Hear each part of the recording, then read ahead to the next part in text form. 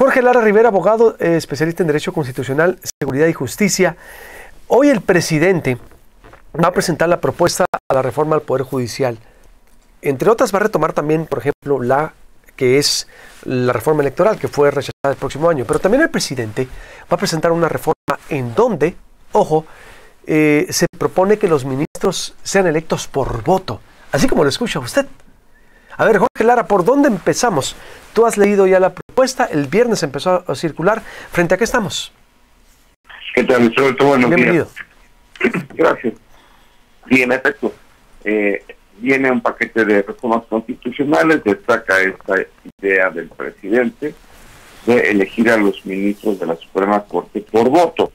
Hay que decir que si bien el presidente tiene desde luego derecho de iniciativa y que incluye reforma constitucional, pues dentro de una república que tiene como fundamento división de poderes, pues lo decoroso es de que no exista una transgresión, una intervención de un poder en otro poder. La premisa básica es que cada poder debe de funcionar de manera autónoma, independiente, procurando, esforzándose por la mira común del bien general del país, y en una colaboración, pero también estableciendo las posibilidades de contrapeso, de vigilancia, de defensa superior de la Constitución.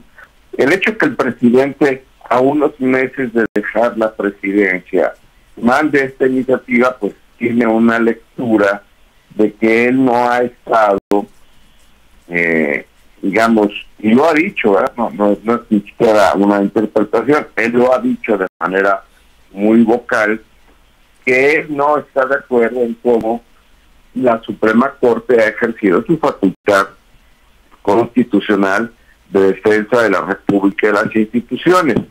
Entonces, de entrada, pues aquí se advierte, y muchos de sus legisladores lo han dicho también, pues de someter a la Suprema Corte en estos niveles para que el único poder que prevalezca en una jerarquía de superior sea la presidencia.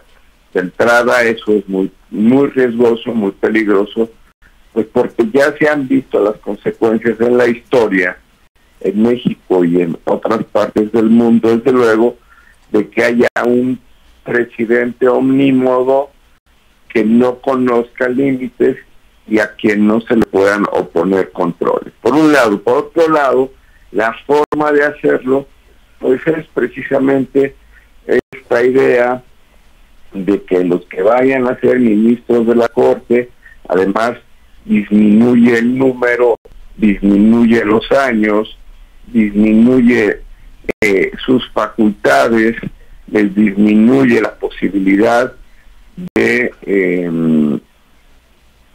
dar suspensiones a sus resoluciones, pues tiene como resultado general a todas estas disminuciones, digamos, una Corte de Justicia a la cual ya le vamos a quitar el adjetivo de suprema, ¿no?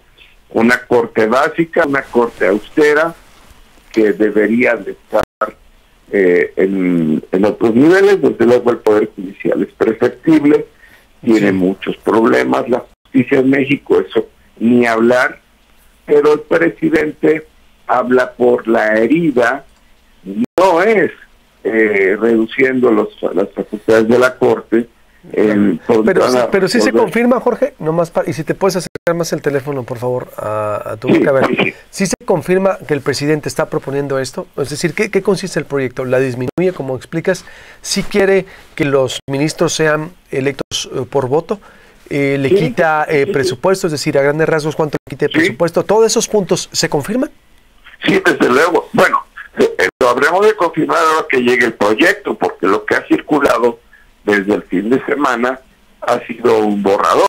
Okay. En los círculos de especialistas, de maestros en derecho, y de legisladores, ha circulado ese borrador, mismo que el propio Arturo Saldívar ayer en el periódico Reforma y otros más analistas han estado estudiando. Sí, vamos, si es el mismo proyecto, se reduce el pleno de la Corte de 11 a 9 ministros y se van a elegir 10 ministros electos o seleccionados previamente por el presidente, 10 por el Congreso, 10 por la Suprema Corte, pero el toque importante es, Luis Alberto, el proceso electoral, es decir, que se tienen que ir a hacer elecciones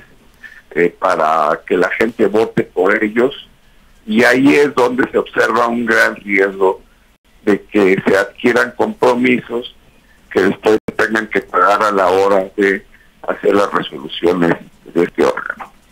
¿Se votarían en las elecciones intermedias, en las presidenciales, o no dice el proyecto, por ejemplo? No, se votarían en los momentos en donde sucedan los procesos de vacancia, porque son procesos dispares a las elecciones constitucionales, bajo estas premisas de que tendrían acceso a medios de comunicación, de que tendrían la posibilidad de hacer una comunicación con la sociedad, etcétera. Adicionalmente, insisto, hay una serie de facultades que se deberían de fortalecer por parte de la Corte, como el hecho de dictaminar suspensiones provisionales como medidas cautelares, a las cuales se les está retirando esta circunstancia. Se les ponen límites para resolver algunos asuntos. Insisto, por aquí es por donde se pretende tratar de dar una respuesta a lo que el presidente da la lectura como problemas de la justicia mexicana, y no en otros lugares en donde sí debe haber una serie de cambios. Pues vamos a estar atentos entonces, Jorge, si te parece. Hoy la presenta en la tarde, ¿verdad? ¿El presidente dónde la presenta? ¿En Palacio Nacional? ¿Este paquete de reformas?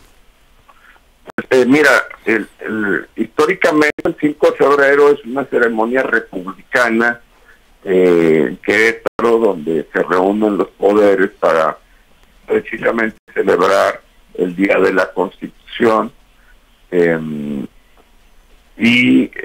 pues seguramente habrá un evento protocolario en el Teatro de la República en Querétaro, pero ya advirtió el presidente que no asistirá al evento republicano de Querétaro. Probablemente hará lo propio, algún evento para mandar sus iniciativas, y por lo que se ha dejado ver, estas iniciativas se envían a la Cámara de Diputados en San Lázaro. Pues estaremos al pendiente, Jorge, ¿te parece? Y la seguimos analizando. Eso es un primer saque, es un primer entre de lo que pudiera venir, que se confirme el proyecto, y lo seguiremos diseccionando. ¿Te parece? Con mucho gusto, Alberto. Encantado de la vida. Gracias. Por lo pronto ahí dejamos estos primeros puntos de reducción de ministros que puedan pedir el voto. Imagínense que los viéramos en elecciones, en campaña a ministros, y los riesgos, como lo es México en un sistema mexicano electoral que ha demostrado que, pues, si de intereses se trata, los partidos se pintan solos, Y la tentación del crimen organizado, por ejemplo, de operación en las elecciones, siempre ha estado, está y estará mientras las autoridades no pongan un alto o sean más eficientes. Es decir, imagínense ahora los ministros. En ese punto, Jorge, yo creo que es elocuente al decir: ojo, si alguien quiere apoyar a un ministro y ese ministro de la Corte llegue a su puesto. Es decir, si hay un órgano jurisdiccional y un órgano legal fuerte, si ha sido un contrapeso contra presidentes en la Corte, que le corrige la plana, que le dice no al presidente, no a los gobernadores, que dirime, que resuelve conflictos de controversias constitucionales cuando se agarra un gobierno estatal con un gobierno municipal. Por ejemplo, con el tema del agua. Aquí, pues, en donde la Corte le dio la razón a Búrquez por allá hace 24 años, que el municipio evocando, recordando al 115 constitucional, los municipios eran autónomos y tenían la facultad de administrar los servicios, por ejemplo. Ahí resuelve controversias constitucionales la Corte, al margen de las preferencias políticas. Es un tema importante y hay que estar escuchando voces a favor y en contra. Por otro, el Poder Judicial también tiene que rendir cuentas, y no rinden cuentas en este país. Los jueces y los magistrados, los ministros, pues casi dioses del Olimpo, inalcanzables. A ver, el tema se va a abrir y vamos viendo en qué esquina se pone usted, ¿no? Porque como está en esta sociedad los matices, vamos viendo frente a qué estamos.